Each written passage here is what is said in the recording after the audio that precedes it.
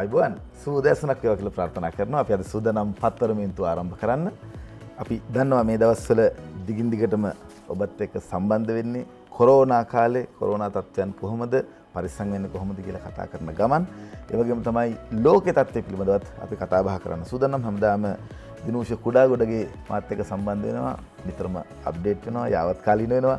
ලෝකේ කොහොමද කියන තොරතුරු ඔහු අරගෙන එනවා. අපි සූදානම් මුලින්ම ලෝකයේ සහ ලංකාවේ අද වෙනකොට කොරෝනා තත්ත්වය පිළිබඳව කතා බහ කරන්න සූදාසනක් බුද්ධික එහෙම බැලුවම ඊයේ දවසට ලෝකයේ අලුතින්ම කොවිඩ් ආසාදිතයන් 5,34,073 දෙනෙක් වාර්තා වෙනවා. කියන්නේ පෙරේද දිනයට සාපේක්ෂව ඊයේ දවසේ වෙද්දී මෙතන මේ අද පාන්දර වෙද්දී මීට විනාඩි 5කට විතර කලින් යාවත් කාලෙන විච්ච තොරතුරු බැලුවම ලෝක සෞඛ්‍ය සංවිධානයේ වෙබ් අඩවිය වාර්තා කරන්නේ අලුතින් 5,34,073 දෙනෙක් වාර්තා වෙනවා. සමස්තය 5,17,88,728ක් කොවිඩ් ආසාදිතයෝ ඉන්නවා.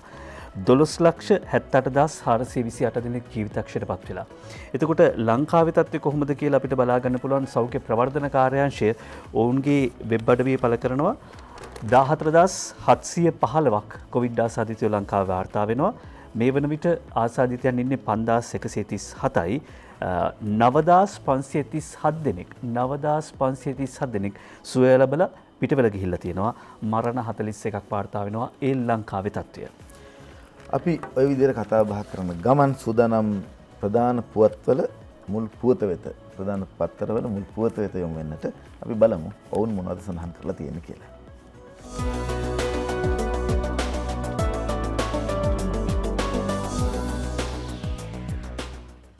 මුලින්ම ලංකාදීප පුවත්පත තෝරගත්තා කොවිඩ් ප්‍රවාහන ප්‍රතිපත්ති එළිදකි බස් ගාස්තු නගී.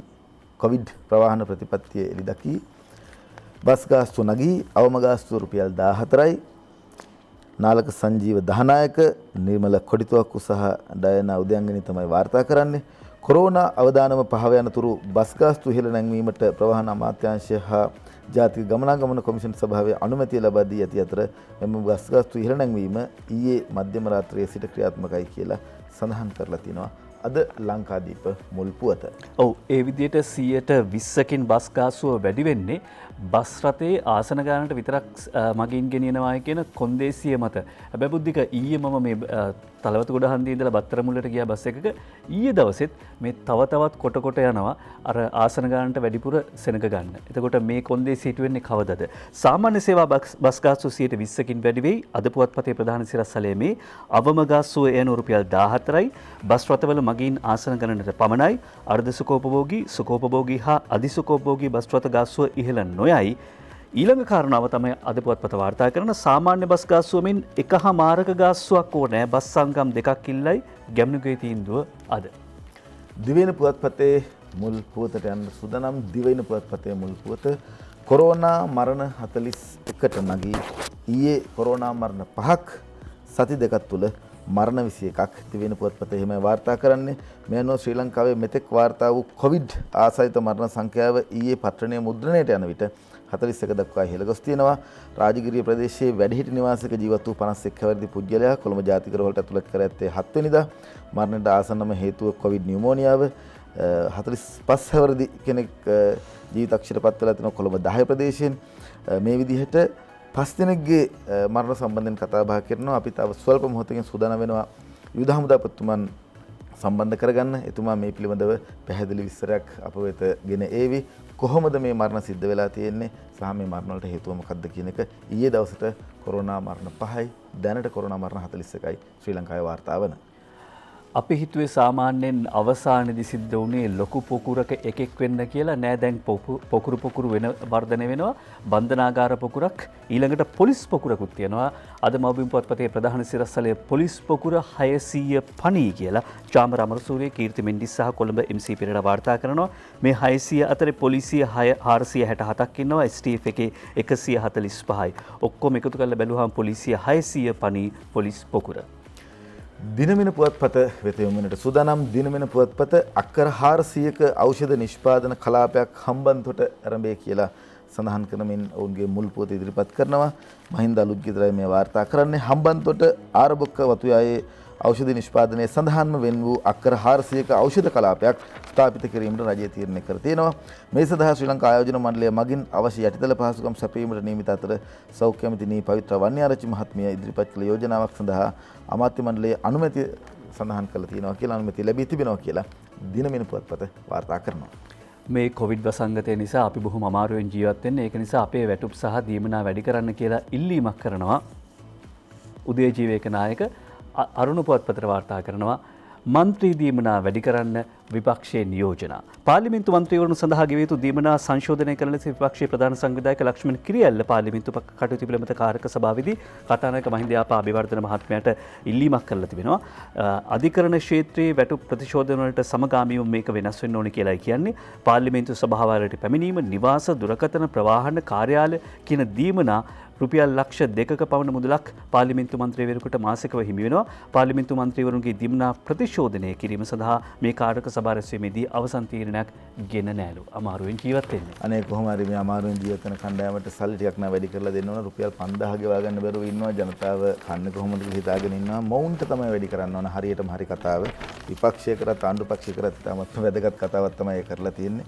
ඔන්න අපේ රටේ තත්ත්වය. අපි සූදානම් දිනමින පුවත්පතේ මුල් පුවත් කිහිපයකට යන්න. කොවිඩ් මරණ 41ට නගී. කොවිඩ් මරණ 41ට නගී. කොවිඩ්-19 වෛරසය ආසාදනය වීම හේතුවෙන් සිදු වූ මරණ සංඛ්‍යාව ඊයේ වන විට 41 දක්වා ඉහළ ගියා කියලා සඳහන් කරනවා දිනමින පුවත්පත. ඒත් එක්කම කොවිඩ් ආසාදිතයන්ට වෙන් වූ ඇඳන් 2850ක් තවමත් හිස්. කොවිඩ් ආසාදිතයන්ට වෙන් වූ ඇඳන් 2850ක් තවමත් හිස්. කොවිඩ් ආසාදිතයන් නිවෙස්වල මියගියේ කෙසේද සොයන්න ත්‍රිපුද්ගල කමිටුවක් PCR පරීක්ෂණ 6,10,836ක් සිදු කර අවසන්. කොවිඩ් ණය සහනයට අයදුම් කිරීමේ කාලය දීර්ඝ කරයි. මේ විදිහට දිනවෙන පුවත්පත කොවිඩ් බොක්ස් එක ඇතුලේ Tamanගේ තොරතුරු කිහිපයක්ම වාර්තා කරලා තියෙනවා. දිනුෂා අපි සූදානම් අපේ මහත්යව සම්බන්ධ කරගන්න. ඔව් අපි සූදානම් දුරකථන ඔස්සේ සම්බන්ධ කරගන්නට ඒ වැඩබලන ඒකාබද්ධ මාණ්ඩලික ප්‍රධානී ඒ වගේම කොවිඩ් පාලන ජාතික මධ්‍යස්ථානයේ ප්‍රධානී සහ යුද හමුදාපති ලුතෙනන්ට් ජෙනරාල් ශවින්ද්‍ර සිල්ව මහත්මයාව. යුද හමුදාපතිතුමනි සුබ උදෑසනක් ඔබතුමාට. සුබ උදෑසනක් දිනුෂා සහ බුද්ධික. ඔව් අපි අද සූදානම් ඔබතුමාගෙන් දැනගන්නට මරණ 41යි කියලා පුවත්පත් වාර්තා කරලා තියෙනවා. ඊයේ දවසට මරණ 5ක් වාර්තා වෙනවා. මීට කලින් ඔබතුමා අපිත් එක්ක කියා සිටියා මරණ සිද්ධ වෙන්නේ කොහොමද සහ මේ මරණවල ප්‍රතිඵල දෙන්නේ කොහොමද කියලා. මම කැමතියි අද වෙන විට තත්ත්වය පිළිබඳව ඔබතුමාගෙන් දැනගන්න. මේ වෙන විට කොවිඩ් මර්ධන ව්‍යාපාරය සහ කොවිඩ් මර්ධන ඒකකයත් එක්ක කරන වැඩ කටයුතුත් එක්ක ගත්තාම ලංකාවේ තත්ත්වය කොහොමද ඔබතුමා දකින්නේ අද වෙන විට? ඔව් දැන් මෙහෙම ඔබතුමා කිව්වා ඊයේ දවසේ පිරිමි පුද්ගලයන් 5 දෙනෙක් මිය ගිහලා තිබ්බා. මරණ 5ක් වාර්තා වෙලා තිබ්බා. ඒත් එක්කම තමයි විශේෂයෙන්ම කොවිඩ් ආසාදිතයන් ඊයේ දිනේ 430ක් වාර්තා වුණා. ඊට අමතරව ඒ 430 දෙනෙකු වාර්තා වන අතර 657 දෙනෙකු කොවිඩ් ආසාදනය වී ප්‍රතිකාර ලැබපු අයවලුන් ඊයේ දිනේදී රෝහල් වලින් පිටත් යෑමත් වැදගත් වෙනවා. මේ අනුව දැන් සංඛ්‍යාත්මක ගණන් නම් කතා කරොත් විශේෂයෙන්ම මේ දක්වා මිනුවන්ගොඩ පොකුරෙන් 3106 දෙනෙකු ආසාදනය වුණා. ඒත් එක්කම මත්ස්‍ය නැත්නම් පෑලීගොඩ මත්ස්‍ය සංකීර්ණයෙන් වෙළඳ සංකීර්ණයෙන් 8126 දෙනෙකු මේ ආකාරයෙන් කොවිඩ් ආසාදනය වෙලා තිබෙනවා. මේ පොකුරු දෙක අතරින් පමණක් 6110 දෙනෙකු මේ වන විටත් සම්පූර්ණ සුවය ලබලා පිටත්ව ගොස් තිබෙනවා. මේ අනුව මේ වන විට රෝහල්වල 5137 දෙනෙකු තව දුරටත් ප්‍රතිකාර ලබනවා. සම්පූර්ණ ශ්‍රී ලංකාවේ 9536 දෙනෙකු මේ දක්වා සම්පූර්ණ සුවය ලබලා පිටත්ව ගොස් තිබෙනවා. මරණ 41ක්. ඒත් එක්කම 14714 දෙනෙක් කොවිඩ් ආසාදිතයන් ශ්‍රී ලංකාව තුළින් සොයාගෙන තිබෙනවා. දැන් මේ අවස්ථාවේදී තිබෙන තත්ත්වයේ ඔබ දන්නා පරිදි මේ විදිහට අත්‍යවශ්‍ය කියලා හිතන ඒ කියන්නේ කොවිඩ් ආසාදිතයන් සිටින සහ ඉදිරියට කොවිඩ් ආසාදිතය විය හැකි කියන පුද්ගලයන් සිටින ප්‍රදේශ තෝරාගෙන මේ ආකාරයෙන් හුදකලාවට ලක් කරලා තිබෙනවා. ඉතින් ඒ ආකාරයෙන් හුදකලාවට ලක් කරලා බලාපොරොත්තු වෙන්නේ ඇත්තටම එම ජනතාව නිවෙස් වලට වෙලා රැඳී සිටින එක තමයි. මොකද ඔබ නොදන්නා වුණාට ඔබ ඉන්න ප්‍රදේශයේ යම් කිසි අවදානමක් තිබෙන හින්දා ඔබ නොදැනුවත්ව හෝ ඔබට ආසාදනය වීමේ හැකියාවක් තිබෙන හින්දා තමයි මේ ආකාරයෙන් ඔබට මේ පිටතට එන්න එපයි කියලා කියන්නේ. ඒත් එක්ක තව දෙයක් මේත් එක්ක දකින්නවා සමහර අත්‍යවශ්‍ය කියලා සේවා කියලා සමහර අයරුන් එන්න උත්සාහ කරනවා. ඉතින් අපි ඒ ආයතන වලින් ඉල්ලන්නේ ඇයි මේ උදකලාවක් කරලා තිබෙන්නේ? අත්‍යවශ්‍ය සේවා කරන අයවලුන් වුණත් යම් කිසි අවදානක් කලාපයක සිටින බැවින් හැකියාවක් තිබෙනවා නම් ඔවුන් ගෙනා ගැනීමෙන් තොරව සිටීම තමයි වැදගත් වෙන්නේ. කිසිම ආයතනයක් මම හිතන්නේ එක් පුද්ගලයෙක් දෙදෙනෙක් නැතුණයි කියලා සම්පූර්ණයෙන් වහන්න තරම් තත්ත්වයක් ඇති වෙන්නේ නැහැ. එසේ ආකාරයෙන් කරගෙන යන්න එක්කෙනෙක් ඉන්නවා නම් ඒ පුද්ගලයා ඉතාමත්ම ආරක්ෂා සහිත ඔවුන්ගේ ප්‍රවාහන මාධ්‍යයක් තුරින් රැගෙන ඇවිල්ලා ඒ කාර්යය කළා රැගෙනවා මිසක් පොදුවේ අර ආයතනට මේ ආයතනට අත්‍යවශ්‍ය සේවා හින්දා තියෙන හින්දා අපිත් දෙන්න ඕනේ කියන මතයෙන් තොර වෙලා ඉන්න කියන එක වැදගත් වෙනවා. ඒකයි අවදානම් කලාපයේ තිබෙන ස්වરૂපය. ඉතින් නමුත් අවදානම් කලාපයේ ඉන්න අයවලුන් වෙත ලබා යුතු ආරපාන අනිකුත් දේවල් ලබා දීමට බැඳිලා ඉන්නවා. ඒකින්ද ඒ යවන අයවලුත් ඉතාමත් ආරක්ෂා සහිතව ඒ ප්‍රදේශවලට ගිහිල්ලා මේ අත්‍යවශ්‍ය භාණ්ඩ ලබා දීම කටයුතු කරන ලබනවා.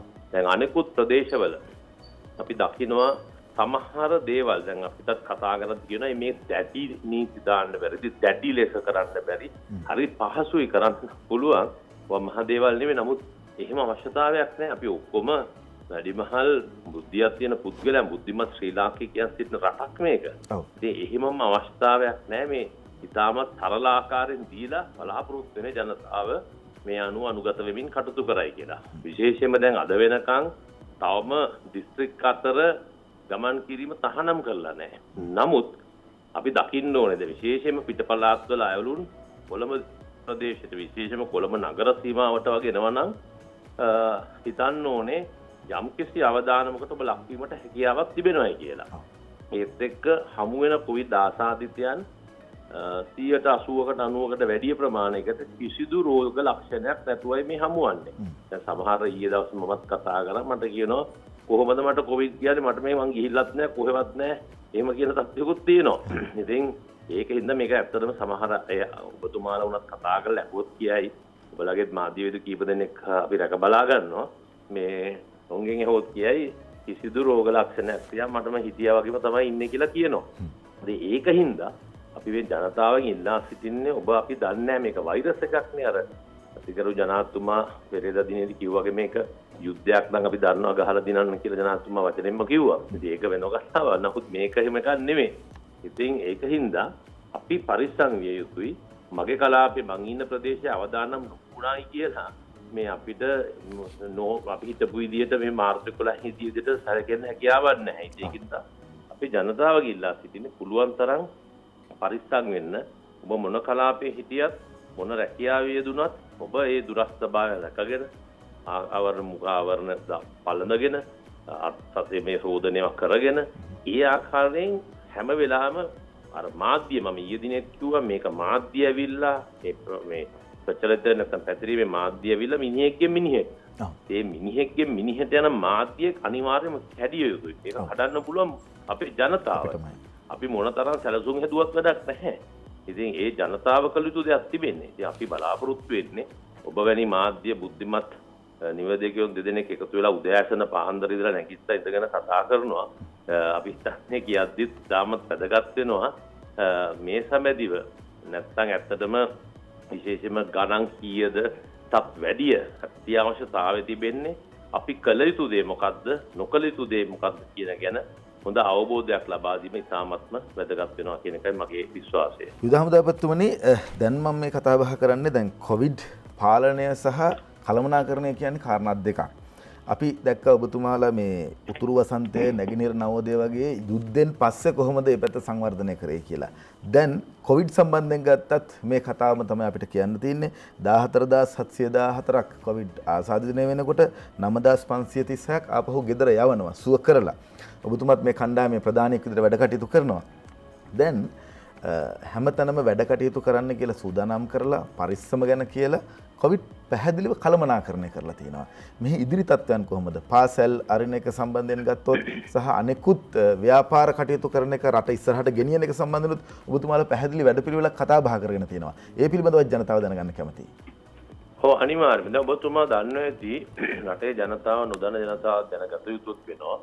දැන් මේ ඔක්තෝබර් 4 වෙනිදාන් පස්සේ පටන් ගත්ත විශාල සංඛ්‍යාවක් ආසාදනු රැල්ල තියෙද්දිත් අපි මේ කර්මාන්ත ශාලා අපනයන ශේෂ්ත්‍රයේ තිබෙන කර්මාන්ත ශාලා කිසිවක් වැහුවේ නැහැ. කොටින්ම කියනවනම් සමහර ස්ථානවල කොයි දාසාදිතයන් හමු වුණා. විශාල වශයෙන් හමු වුණා නැහැ. මේ ප්‍රථම ආයතනයේ මිනුවම් ගොඩ ආයතනයේ අරුණම අනිත් ආයතන පුළුවන් තරම් අපි වසන්න නැතුව ගිය හොරණ ආයතනයේ දවස් කීපයකට වසන්න වුණා. හරියට කට්ටිය තෝරගන්නකම්. නමුත් අනිත් සෑම තැනකම කටුනායක වුණත් අපිට හැකියාව ලැබුණා තවදුරටත් පවත්වාගෙන යන්න. මොකද මේ රටේ මේ තත්ත්වයට ඒ කියන්නේ රටට 44%ක විතර හිමයක් ලබා දෙන්නේ මේ අපනයන ශේෂ්ත්‍රය.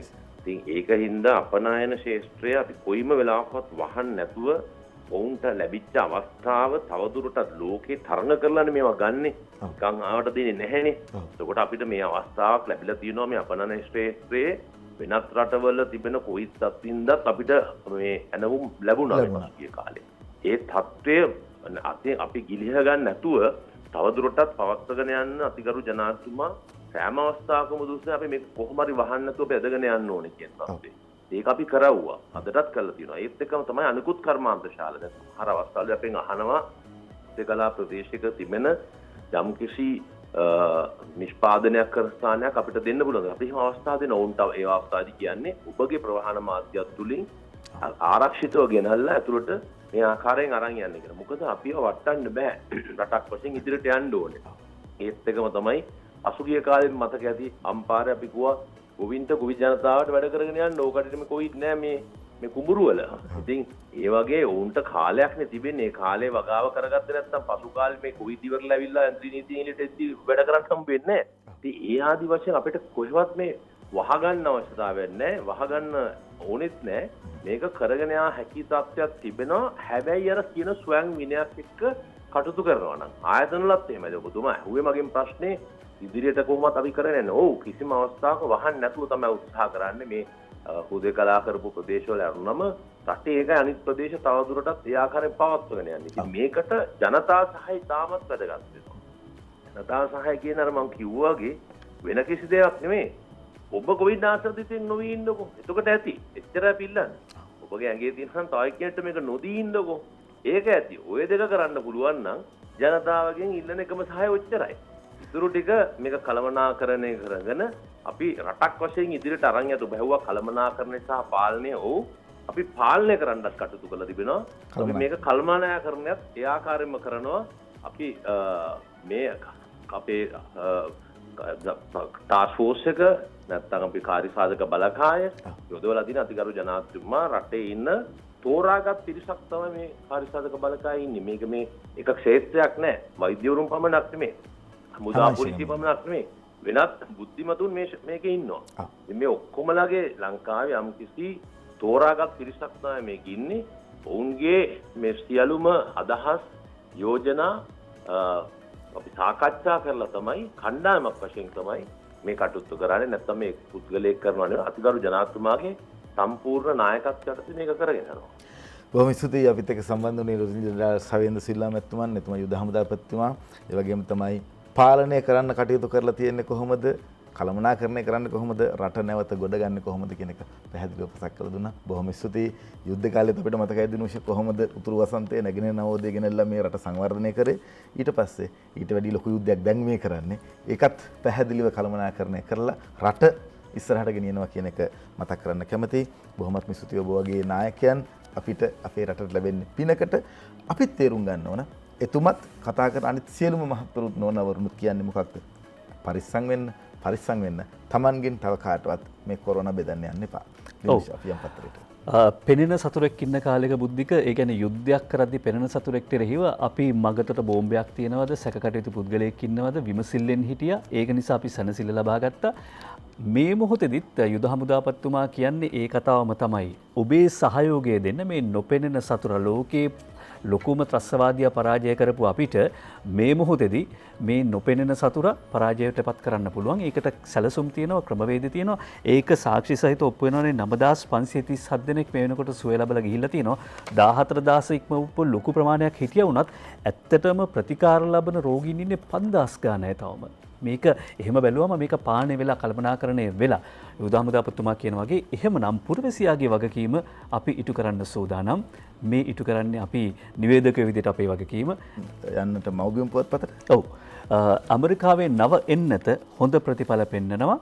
කොරෝනා එන්නත් 3ක් දෙසැම්බරයේ තෙක් අධ්‍යයනය කළ යුතුයි කියලා ජපුර වෛද්‍ය පීඨයේ මහාචාර්ය නිලීකා මලවිගේ කරන ප්‍රකාශය අද ප්‍රසාද් මංජුවි මව්බිම් පුවත්පතට වාර්තා කර සිටින්නේ.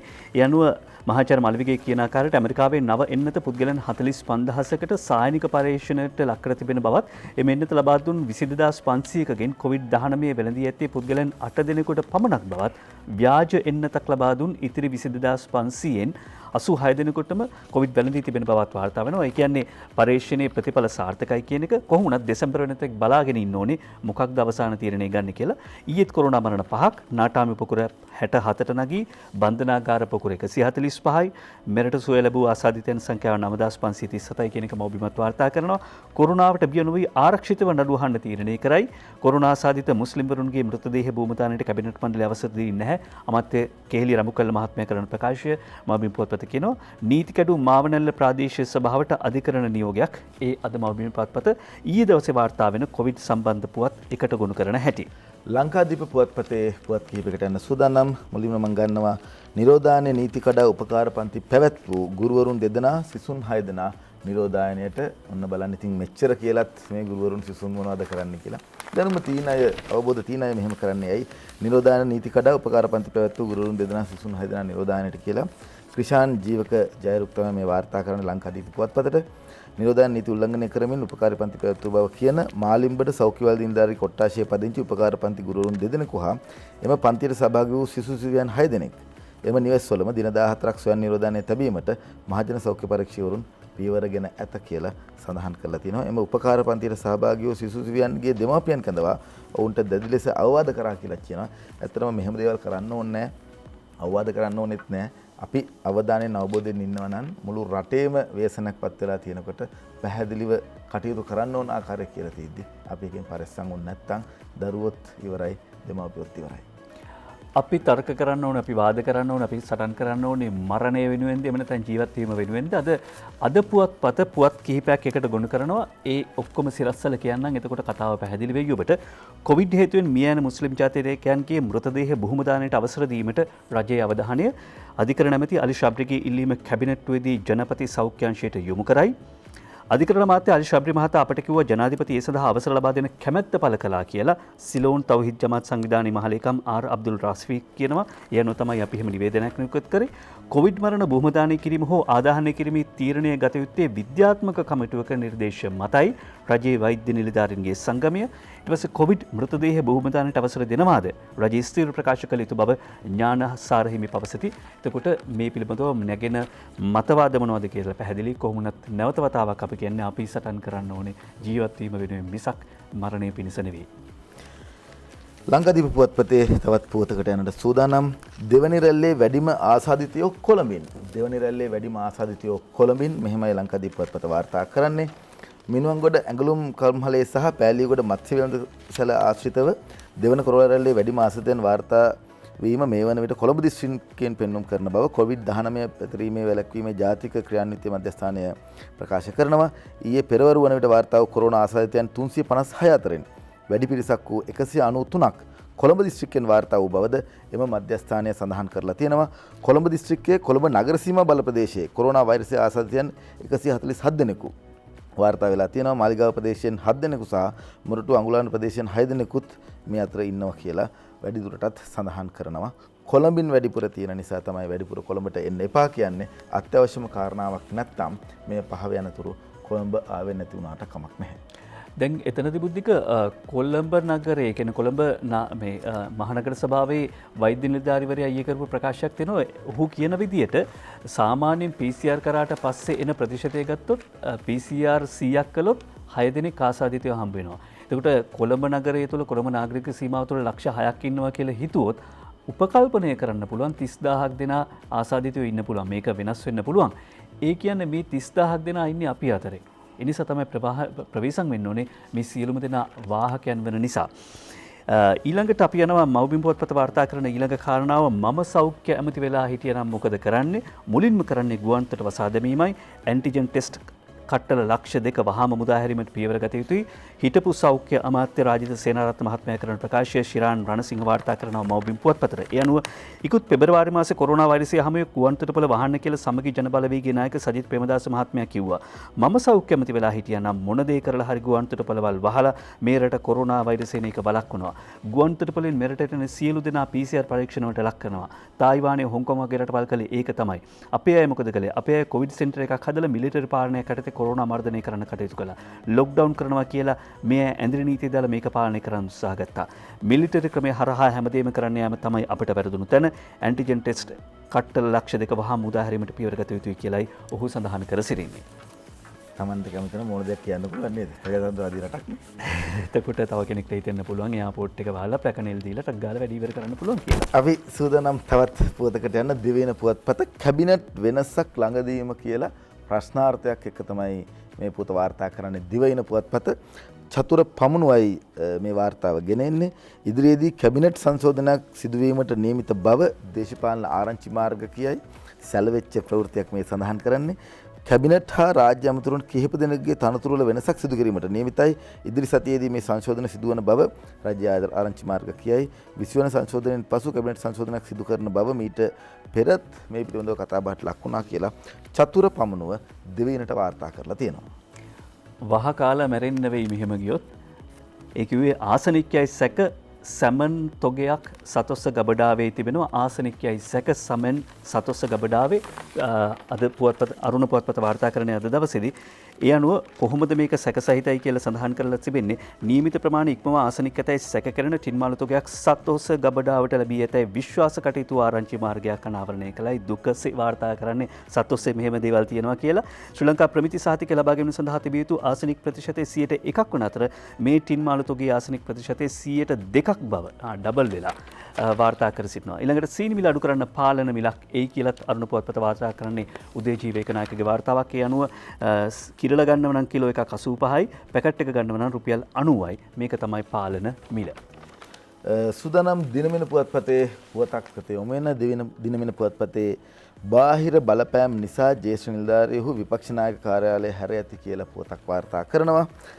බාහිර පාර්ශවයන්ගෙන් බලපෑම් එල්ලවීම හේතු කොටගෙන විපක්ෂ නායක කාර්යාලයේ උසස් නිලධාරීන් කලකිරීමට පත්ව සේවය අතහැර යාමට සූදානම් සිටින බව වාර්තා වෙනවා. විපක්ෂ නායකවරයාගේ සමීපතයන් හා හිතවතුන් යයි කියා ගන්නා පිරිස් මෙම බලපෑම් ඇති කරන බව සමගි ජන බලවේග පක්ෂයේ නියෝජිතයෝ අනාවරණය කරනවා. මෙම බාහිර බලපෑම් හේතුවෙන් ඉහළ රාජ්‍ය නිලධාරීන් කාර්යාල අතහැර යාම ඉදිරි අයවැයට විපක්ෂීය ලෙස සාර්ථකව මුහුණ දීම අඩපණ වීමක් බවත් එම නියෝජිතය ප්‍රකාශ කරනවා කියලා සඳහන් කරලා තියෙනවා. අපි බලමු මොකද්ද මේ කතාවත් කියලා. බාහිර බලපෑම් නිසා ජ්‍යෙෂ්ඨ නිලධාරීහු විපක්ෂ නායක කාර්යාලය අතහැර යති. ඔව් බුද්ධික ඊළඟට දිනමින පුවත්පතේ තියෙන උසස් පෙළ කතන්දරේ එළියට ගන්න අතරතුරේදී අද අරුණ පුවත්පත කියන තවත් කාරණාවක් මතු කරන්න කැමති. වී මණ්ඩලය සතු වී මෙට්‍රික් ටොන් 30000ක් පාලන මිලට වෙළඳපොළට කියලා වාර්තා කර සිටින්නේ අද අරුණ පුවත්පත.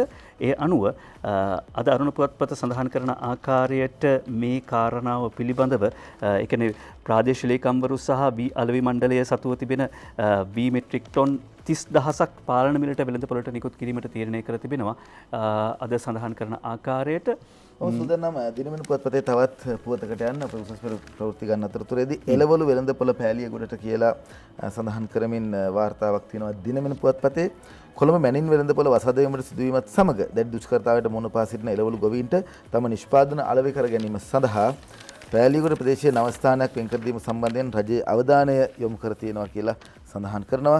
රාජ්‍ය ඉන්ද්‍රිය සංස්ථාවට අයත් භූමියක් මේ සඳහා වෙන් කර ගැනීමට අපේක්ෂා කරන අතර සෞඛ්‍ය ආරක්ෂිත ක්‍රමවේදයන් අකුරටම පිළිපදිමින් ඉතා කඩිනමින් මැනින් වෙළඳපොළ ගනුදෙනු ආරම්භ කරන්නයි අර්ධිකා මන්දිරයේදී ඊයේ පැවති සාකච්ඡාවේදී ආර්ථික පුනර්ජීවන හා දරිද්‍රතාවය තුරන් කිරීම සඳහා වන ජනාධිපතිකාරී සදබලකායේ ප්‍රධානී බැසිල් රාජපක්ෂ මහතා ප්‍රකාශ කරා කියලා සඳහන් කරලා තියෙනවා. ඔව් දින මින පායන්නේ දිවයිනටනේ අර පුවත තියෙන්නේ දිවයින පුවත්පතේ. ඒ කියන්නේ උසස් පෙළ පිළිබඳ ගැටලුවක් තියෙනවා. අද දිවයින පුවත්පත මේ ගැටලුව වාර්තා කරනවා. 2019 අපොස උසස් පෙළ විභාගයේ ඉසඩ් අගය යලි අධීක්ෂණයට කියලා අපි දන්නවා ඊයේ පෙරේදා මේ ඉසඩ් අගය සම්බන්ධයෙන් කතා බහට ලක් වුණා. ඒ පිළිබඳව උසස් පෙළ ඉසඩ් අගය කොහොමද හදලා තියෙන්නේ මේ පිළිබඳව යටි අධීක්ෂණය කරනවා කියලා චමින්ද සිල්වාගේ වාර්තාවක් අපට ඉදිරිපත් කරනවා. නිකුත් කරලද 2019 උසස් පෙළ විභාගයට අදාළ ඉසඩ් ස්කෝ අගය සම්බන්ධයෙන් නැවත අධීක්ෂණය කිරීම සඳහා කමිටුවක් පත් කිරීමට කටයුතු කරන බව අධ්‍යාපන අමාත්‍යාංශ ලේකම් මහාචාර්ය කපිල පෙරේරා මහතා දිනට ප්‍රකාශ කරා කියලා සඳහන් කරලා තියෙනවා. චමින්ද සිල්වා අපි පැහැදිලි කරලා දෙන්න ඕන 2019 උසස් පෙළ ඉසඩ් ස්කෝර් අගය නිකුත් කිරීමත් සමග පැරණි සහ නව නිර්දේශය යටතේ විභාගයට පෙනී සිටි සිසුන්ට තමන්ට අසාධාරණයක් සිදු වූ බව පැවසීම නිසා මෙම කමිටුව ඉදිරිපත් කර නැවත ඒ අධීක්ෂණය කිරීමට කටයුතු කරන බවයි එම මහතා ප්‍රකාශ කරලා තියෙන්නේ. නව නිර්දේශය යටතේ විභාගය පැවැත්වීමේදී පැරණි නිර්දේශයට අදාළව 10% හෝ 20ක් සංශෝධනය කර නව නිර්දේශය යන්න ප්‍රකාශ කළද ඒ ගැන නිවැරදි ප්‍රකාශයක් ප්‍රශ්නපත්‍ර සකස් කරන අයගෙන් පවා නිවැරදිව ප්‍රකාශ වී තිබෙන බවක් දක්නට නොලැබෙන බව ලේකම්වරයා වැඩිදුරටත් ප්‍රකාශ කරා කියලා තියෙනවා. අපි බලමු පැහැදිලිව දරුවන්ට අසාධාරණයක් නොවි මේ සියල්ල සිද්ධ වෙන්නේ කොහොමද කියලා. ඔව් නිලන්ත මధుරාවල වාර්තා කරනවා අරුණ පුවත්පතට මෙන්න මේ කාරණාව කලා විෂයන්ගෙන් ඒ තුනම ගත්ත 47 දෙනෙක් සරසවියේ පැත්තටවත් අරගෙන නැහැ. මේ සිරස්සලයත් එක්ක අද කතුවැකි අරුණ පුවත්පත ලියවෙන්නේ ඒ අනුව. එතකොට මේ අවාසනාවන්ත තත්ත්වය ඇතිව තිබෙන්නේ උසස් පෙළ තරඟය නිසාම නොව විශ්වවිද්‍යාල ප්‍රතිපාදන කොමිෂමේ මරි මෝඩ තීරණයක් නිසාය. ඒ සාමාර්ථ තුනක් ලබා සරසවි වරම් අහිමි වූ 69 දෙනා අතර සිටින කලා විෂය ධාරාවේ සිසුහු 47 දෙනෙකුට කිසිදු විශ්වවිද්‍යාලයක් ලැබී නැත. විශ්වවිද්‍යාල ප්‍රතිපාදන කොමිසම දැන දැනම මේ අර්බුදය ඇති කර තිබෙන බව පෙනී යන නිසා යමකු එලෙස සැක කිරීම සාධාරණය. අර්බුදයකින් තොරව 2019 20 සරසවි ප්‍රවේශය සිදු කිරීමට ප්‍රතිපාදන කොමිසම කල්පනා කළේ නම් 2011 වසරේ අධිකරණ නිර්දේශය අනුව කටයුතු කළ හැකිව තිබුණ. එසේ මේ වසරේ පැරණි සහ නව නිර්දේශ සිසුන් විශ්වවිද්‍යාලයට ඇතුළත් කර ගන්නා ක්‍රමවේදය මෙවර උසස් පෙළ විභාගයට පෙර ප්‍රකාශයට පත් කළේ නම්ද මේ ප්‍රශ්නේ මෙතරම් බරපතල නොවෙන්නට ඉඩ තිබුණේ. මේ පාර විභාගයට කලින් මේ වැඩේ කරන්න පටන් ගත්තා නම් හරි. ඒ කියන්නේ මේ පාර විභාගයට අදාළ කළා නම්. කොහොම වුණත් එසේවත් 2011 අධිකරණ තීරණයට අනුව නියමිත ප්‍රමාණයට වඩා සිසුන් 5000ක් වැඩියෙන් සරසවි වලට ඇතුළත් කර ගැනීමට සිදු වූ අතර තුන්වරක් පමණක් උසස් පෙළ විභාගයට පෙනී සිටීමේ සීමාව වෙනස් කර හතරවෙනි වරටත් විභාගයට පෙනී සිටීමේ අවස්ථාවක් ලබා දීමට සිදු වූ බවද ප්‍රතිපාදන කොමිසමට අමතක නම් මතක් කිරීමට කැමැත්තෙමු කියලා අරුණ පුවත්පතේ කතුවරයා ලියනවා. චීන ජනපති දිනවෙන පුවත්පතෙන් උපුටා ගන්නේ නිවැරදි කිරීමක් සම්බන්ධයෙන් මොකද මේ ප්‍රවෘත්තිය එදා දිනුෂත් අපිත් කිව්වා මේ කතාව. චීන ජනපති පිළිසඳරක් පුවත ගැන පැහැදිලි කිරීමයි කියලා දිනවෙන පුවත්පත සඳහන් කරලා තියෙනවා. අප පුවත්පතේ මුල් පිටුවේ පෙරේදා 9 වෙනිදා චීන ශ්‍රී ලංකා පාලන අත්දැකීම් බෙදා ගන්න ජනපති චීන ජනපති පිළිසඳරක් යන මැයින් පළව ප්‍රවෘත්තිය පිළිබඳව පැහැදිලි කිරීමක් කළ යුතුව තිබේ. එම පුවතට පදනම් වූයේ සූම් තාක්ෂණයෙන් පසුගිය සතියේ පැවති ද්විපාර්ශ්වික හමුවකි. ශ්‍රී ලංකා චීන රාජතාන්ත්‍රික මට්ටමේ නිලධාරීන් හා දෙරට පාලනය කරන දේශපාලන පක්ෂ දෙකේ නියෝජිතයන් සහභාගී වූ මේ හමුව පසුගිය ජනාධිපතිවරණ පසුව ශ්‍රී ලංකා ජනාධිපතිවරයා හා චීන ජනාධිපති අතර සිදු වූ සාකච්ඡාවක දිගුවක් වශයෙන් පවත්වන ලද්දකි. එහෙත් දිරටේ නායකයන් මේ හමුවට සහභාගී වූ ආකාරයෙන් මේ ප්‍රවෘත්තිය කියවන විට හැඟී යයි. ඒ නිසා එකේ ප්‍රවෘත්තිය රචනා කිරීමේදී සිදු වූ තාක්ෂණික අපහසුතාවය නිසා සිදු වූ විකෘතිය සම්බන්ධයෙන් කනගාටුව ප්‍රකාශ කරනවා. ඒ සඳහා චීන නායකයන් සහ ශ්‍රී ලංකා නායකයන් වූ අපහසුතාවය පිළිබඳව කනගාටුව ප්‍රකාශ කරනවා කියලා දිනමින පුවත්පත ප්‍රකාශ කරලා තියෙනවා. අපිට වරදිනවා තමයි. හැබැයි අපි ඒ වැරද්ද පිළිගන්න නිහතමානී වෙන්න ඕන. කවදාවත් වැරද්දක් කරන්නේ නැත්තම් කවදාවත් උත්සාහයක් නොකරන්නේ ඒ මිනිස්සුයි කියලා ඇල්බර්ට් අයින්ස්ටයින් කියලා තියෙනවා. ඒකින්ද වැරදි වුණාම ඒ වැරද්ද හදාගන්නත් ඕනේ, ඒක රටට කියන්නත් ඕනේ.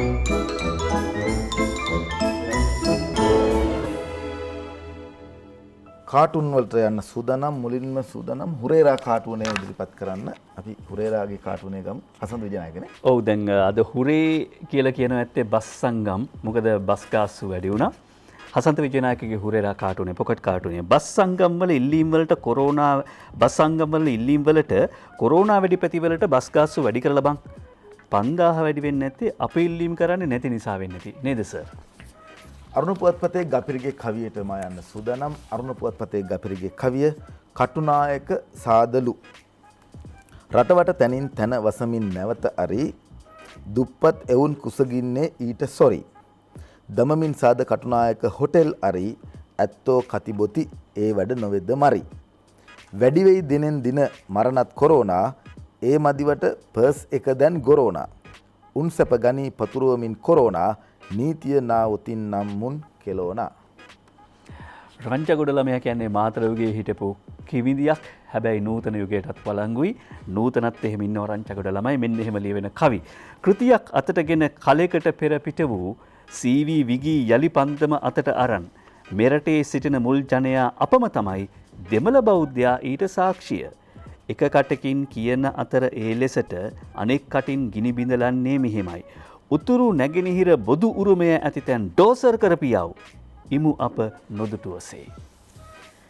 අංජන ඉන්ද්‍රජිත්ගේ කාටුනට යන සූදානම්. අංජනගේ කාටුනය දිනමින පුවත්පතෙන් මං කිව්ව දේ ආණ්ඩුව ඇහුවේ නෑ කියලා සජිත් මහත්තයා තමයි මේ කියන්නේ. මං කිව්ව දේ ආණ්ඩුව ඇහුවේ නෑ කියලා. ඉතින් ජනතාව කියනවා ජනතාව ඇහුවෙත් නෑනේ. එතුමා කියන්නේ ජනතාව ඇහුවනම් එතුමා ජනාධිපති වෙන්න එපයි නේද?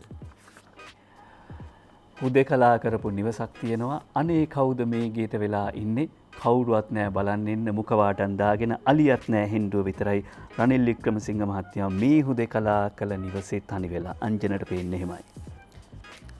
අංජන ඉන්ද්‍රජිත්ගේ කියලා වැඩක් නෑ කාටුනේ දිනමින පුවත්පතේ බයිඩන්ගේ හුරතල් සුනකයන් දෙන්නට රසික රසිකාවියෝ දහස් ගණනක් ඉන්නවලු. එහෙම තමයි බං දිනුවම. පත්‍රේ තති තියාගෙන තමයි මේක කියන්නේ. අනිත් පැත්තට කියාගෙන යනවා පෙරදුනාම ගෙදර නෝනත් නැහැ. ඇයි ට්‍රම්ප්ගේ බිරිඳ දික්කසද නාඩුවක් දාන්නනේ හදන්නේ. බුද්ධික සාමාන්‍ය අපි වගේ උදවියට සමහරලාට ෆලෝවර්ස්ලා බල්ලෙක්වත් නැහැ. හැබැයි ඇමරිකාවේ ජනාධිපතිතුමා ඒ බල්ලකට තිනෝ ෆලෝවර්ස්ලා Twitter ෆලෝවර්ස්ලා කී දෙනෙක් ඉන්නවද? MD විරරත්නගේ මරිසිපාල කාටුනේ අවුරුදු 45කට පස්සේ වැඩිම වී අස්වන්න ලැබුණේ මේ අවුරුද්දලු. හාල් ලැබුණේ නෑනේ. දිවින පුවත්පතේ කාටුනට යන්න සූදානම්. දිවින පුවත්පතේ ජයන්ත වික්‍රමසිංහගේ ෆේස්බුක් කාටුනය. මේ කාටුනය GL පිරිස් අධ්‍යාපන අමාත්‍යවරයා ගැන කතා කරන්නේ.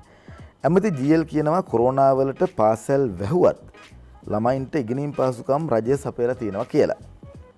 ඔව් දුප්පත් පාසල් වලටත් දැන් ඔන්ලයින් තියෙනවානේ. දුප්පත් පාසල් වලට ඔන්ලයින් නේ දුරස් අධ්‍යාපනය ගැන තමයි කතා බහ කරන්නේ. රූපවාහිනියෙන් ගුවන්විදුලියෙන් කරන්න. හැබැයි කාටුනය හදලා තියෙන්නේ ඔන්ලයින් තියෙනවා කියලා හිතාගෙන. ඒ කියන්නේ තාම දුරස් අධ්‍යාපනය දුරස්තයි කියන එක. මව්බිම් පත්පතේ MD විරරත්නගේ කාටුනේ විපක්ෂයක් විදිහට අපි මේ වෙලාවේ ආණ්ඩුවට උදව් කරන සූදානම්. සජිත් ප්‍රේමදාස විපක්ෂ ናයකතුමා කියනවා උදව් කරනවා කියලා කියනවා ආණ්ඩුවේ පිළිකන් ඉඳලා. හැබැයි උදව් කරන පාටක් නම් තාම පේන්නේ නැහැ කියලායි MD නම් කියන්නේ. අපි දවසේ පද 4න් වැඩසටහන අවසන් කරන්න සූදානම්. දවසේ පද 4 විදුර අබේනායකයි ඉදිරිපත් කරන්නේ මව්බිම් පුවත්පතට. ලස්සන කතා බස් කවදත් නොමැත හිඟ බස්රියකට නැගෙන්නේ පෝල් ලිමකි දිග.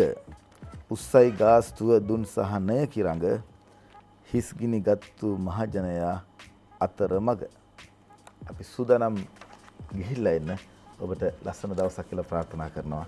හැමදාම වගේ අවසානයේදී කියන්නේ පරිස්සමෙන් ඉන්න. මීටර 2ක දුර තියාගන්න. මුඛවාඩම් පළඳින්න. සංචරණය පුළුවන් තරම් සීමා කරන්න. Tamangen අනිත් අයට බෝධිම වළක්වන්න. ඒක ඉතාමත්ම වැදගත්. අවධානයෙන් අවබෝධයෙන් ගිහිල්ලා එන්න. සුබ දවසක්.